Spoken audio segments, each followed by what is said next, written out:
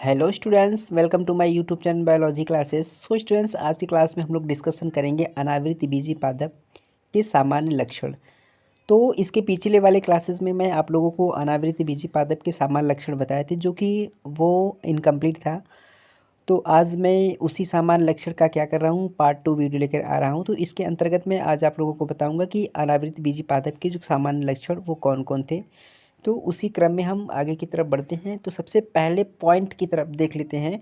तो इसमें सबसे पहला पॉइंट क्या बताएंगे, इससे पिछले वाले क्लासेस को अगर आप लोग नहीं देखे तो प्लेलिस्ट में जा कर के वहाँ से इसके अनावृत बीजपादपों के जो सामान्य लक्षण है वहाँ से इसको देख लीजिए, तभी जा कर के ये वीडियो आपको जो है कि समझ में आएगा। तो जो लोग देखे हैं वो यहीं से स्टार्ट कर दे और नोट्स बनाते चलते साथ में। तो चलिए देख लेते हैं इसके सामान्य लक्षण कौन कौन से हैं। तो सबसे पहला लक्षण इसमें क्या है, सबसे पहला लक्षण इसमें है अनावृत बीजपादपों में जो पत्तियां होती हैं, पत्तियों में पार्श्व शिराएं जो होती है वो नहीं पाया जाता है। पार्श्व शिराएं का मतलब जो पत्तियां में इस प्रकार से क्या लगे होते हैं, सिराएं लगे होते हैं। इस प्रकार की सिराओं को क्या कहा जाता है, तो पार्श्व शिराएं कहते हैं। बेसिकली पत्तियों में ये जो पार्श्व श्रृंखलाएं होती है यहाँ पे अनावृत बीजपादपों में नहीं पाए जाते हैं। ठीक है। एंड सेकंड पॉइंट की बात कर ले तो सेकंड पॉइंट क्या हो जाएगा, इसमें हो जाएगा कि अनावृत बीजी पादपों में जो जनांग होता है वो क्या होता है, एक लिंगी शंकु के रूप में क्या होता है, पाया जाता है। तो इनके जो जनांग होते हैं वो एक लिंगी होते हैं। एक लिंगी का मतलब आपको पता होना चाहिए कि एक लिंगी का मतलब क्या होता है। ठीक है। जिन लोगों को पता है वो कमेंट बॉक्स में लिख करके बताए कि एक लिंगी जंतु किसे कहते हैं। अब हम बात कर लेते हैं इसकी सेकंड पॉइंट की तरफ। देखिए तो अनावृत बीजी पादप में क्या होते हैं, जो नर जनांग होते हैं बेसिकली वो शंकु के रूप में क्या होते हैं, शंकु के रूप में इस प्रकार से शंकु के रूप में क्या होते हैं, पाए जाते हैं। और यहीं पर अनावृत बीजी पादप में मादा भी क्या होती है, तो मादा भी मादा जनांग भी क्या होता है, ये भी शंकु के रूप में क्या होती हैं, पाई जाती हैं। लेकिन इनमें कुछ ऐसे एक्सेप्शन भी होते हैं कि जो साइकस होता है, साइकस में मादा जो होता है वो शंकु के रूप में जो होता है नहीं पाई जाती है। ठीक है। अनावृत बीजी पादप का जो नर जनांग और मादा जनांग होता है, ये दोनों के दोनों क्या होते हैं, तो ये दोनों के दोनों शंकु के रूप में क्या होते हैं, पाए जाते हैं। लेकिन साइकस एक ऐसा पौधा होता है जिसमें मादा जनांग होता है, वो शंकु के रूप में नहीं पाया जाता है। ठीक है। अब चलिए हम देख लेते हैं नर शंकु क्या है और मादा शंकु क्या है, इसके बारे में हम क्या करेंगे, डिस्कशन करेंगे। तो सबसे पहले जान लीजिए कि जो नर शंकु होता है इसका निर्माण किससे होता है, तो इसका निर्माण सूक्ष्म बीजाणु पर्ण या फिर इसी को लघु बीजाणु पर्ण कह सकते हैं। तो यानी नर शंकु का जो निर्माण होता है इसका निर्माण सूक्ष्म बीजाणु पर्ण या फिर लघु बीजाणु पर्ण से क्या होता है किसका निर्माण, नर शंकु का। अब देख लेते हैं कि जो सूक्ष्म बीजाणु पर्ण होते हैं, इन सूक्ष्म बीजाणु पर्ण में क्या होता है, तो सूक्ष्म बीजाणु धानियाँ या लघु बीजाणु धानियाँ जो होती है पाई जाती है। ठीक है। मतलब कि जो नरशंकु है, सबसे पहले बात समझेंगे कि जो नरशंकु है, नरशंकु का निर्माण किससे होता है, तो नरशंकु का निर्माण सूक्ष्म बीजाणु पर्ण या फिर इससे लघु बीजाणु पर्ण से होता है। और ये जो सूक्ष्म बीजाणु पर्ण या फिर जो लघु बीजाणु पर्ण है, इसमें क्या होता है, तो इसमें सूक्ष्म बीजाणु धानियाँ फिर या लघु बीजाणु धानियाँ का क्या होता है, इसमें पाई जाती है। अब ये जो सूक्ष्म बीजाणु धानियाँ है, इस सूक्ष्म बीजाणु धानियों में क्या पाते हैं, तो सूक्ष्म बीजाणु मातृ कोशिकाएं पाई क्या पाती है, सूक्ष्म बीजाणु मातृ कोशिकाएं पाई जाती हैं। ठीक है। और ये सूक्ष्म बीजाणु मातृ कोशिका को क्या कहते हैं, लघु बीजाणु मातृ कोशिका कहते हैं या फिर इसी को पराग मातृ कोशिका कहते हैं। ठीक है।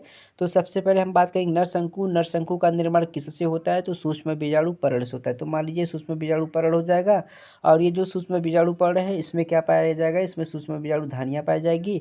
और इन सूक्ष्म बीजाणु धानियाँ में जो क्या होता है, सूक्ष्म बीजाणु मातृ कोशिकाएँ पाई जाती है।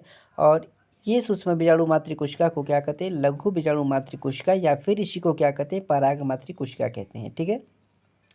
तो अब हम बात करेंगे, अब ये जो पराग मातृ कोशिका या फिर इसको हम सूक्ष्म बीजाणु मातृ कोशिका करें, इसमें बेसिकली होता है कि इसमें अर्धसूत्री क्या होता है, तो इसमें अर्धसूत्री विभाजन से क्या होता है, सूक्ष्म बीजाणु या लघु बीजाणु या फिर परागकण का क्या होता है, निर्माण होता है। तो अब देखिए जो सूक्ष्म बीजाणुधानी है या लघु बीजाणुधानी है या फिर हम इसको पराग मातृ कोशिका कह रहे हैं, इस पराग मातृ कोशिका में क्या होता है, तो अर्धसूत्री विभाजन होता है। तो जब इसमें अर्धसूत्री विभाजन होता है तो अर्धसूत्री विभाजन के फलस्वरूप क्या करता है, तो ये सूक्ष्म बीजाणुओं का या फिर लघु बीजाणुओं का या फिर परागकणों का क्या करती है, ये निर्माण करती है। ठीक है। अब ये परागकण के निर्माण के बाद अगर हम आगे की तरफ देख लें तो इसमें बताएंगे कि जो परागकण होते हैं परागकण के अंदर क्या होते हैं, तो परागकण के अंदर दो नर युग्मक क्या होते हैं, पाए जाते हैं। तो इस प्रकार से नर युग्मकों का क्या होता है, तो नर युग्मकों का निर्माण होता है। अब देख लेते हैं इसकी डायग्राम जो होती है, इस प्रकार से आप देख रहे हैं नर शंकु का क्या बनाया गया, डायग्राम बनाया गया। तो ये सब जो दिख रहा है इसमें क्या पाया जा रहा है, ये सूक्ष्म बीजाणु पर्ण पाया जा रहा है। ठीक है, सूक्ष्म बीजाणु पर्ण, इसमें ये सब जो दिख रहा है ये सब क्या होते हैं, सूक्ष्म बीजाणु पर्ण होते हैं। चलिए यहीं पे हम समझ लेते हैं मादा शंकु के बारे में। अगर हम लोग मादा शंकु के बारे में डिस्कशन करें तो सबसे पहले समझ लीजिए कि जो मादा शंकु होता है इसका निर्माण गुरु बीजाणु पर्ण या फिर इसको क्या कहते हैं, दीर्घ बीजाणु पर्ण से होता है। मतलब अगर आपसे पूछा जाए मादा शंकु का निर्माण किससे होता है, तो इसका निर्माण गुरु बीजाणु पर्ण या फिर दीर्घ बीजाणु पर्ण से होता है। और वहीं पर नरशंकु का निर्माण क्या बताएंगे, तो वहाँ पे आपको बताया गया कि नरशंकु का निर्माण किससे होता है, तो ये सूक्ष्म बीजाणु पर्ण से होता था।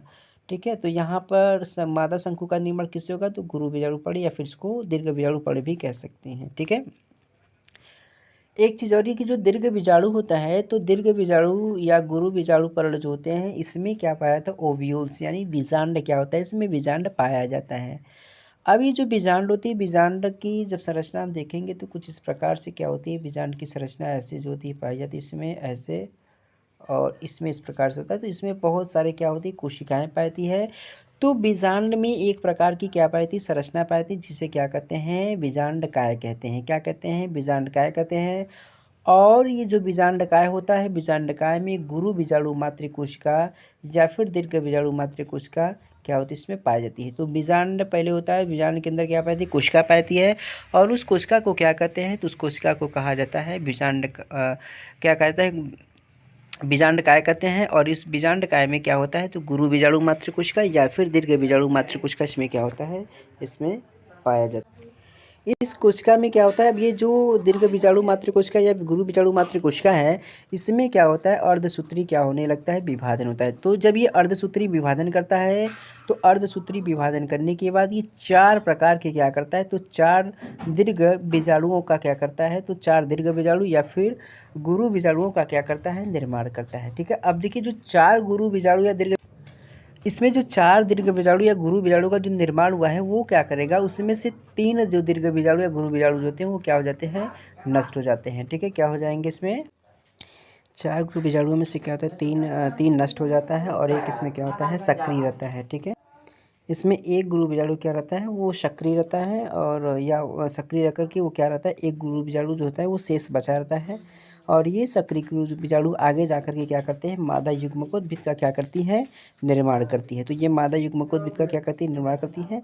और ये जो मादा युग्मकोद्भिद होती है वो स्त्रीधानी में क्या होती है, पाई जाती है। और इसके अंदर क्या होता है, मादा युग्मक होता है। तो मादा युग्मकोद्भिद में क्या होती है, स्त्रीधानी पाई जाती है। और इसमें क्या हो जाता है, तो इसमें इसके अंदर मादा युग्मक क्या होता है, पाया जाता है। ठीक है, तो ये हमारा कंप्लीटली क्या हुआ, समाप्त हुआ। तो चलिए हम आज का डीपीपी देख लेते हैं कि आज का डीपीपी में क्वेश्चन क्या पूछा गया है।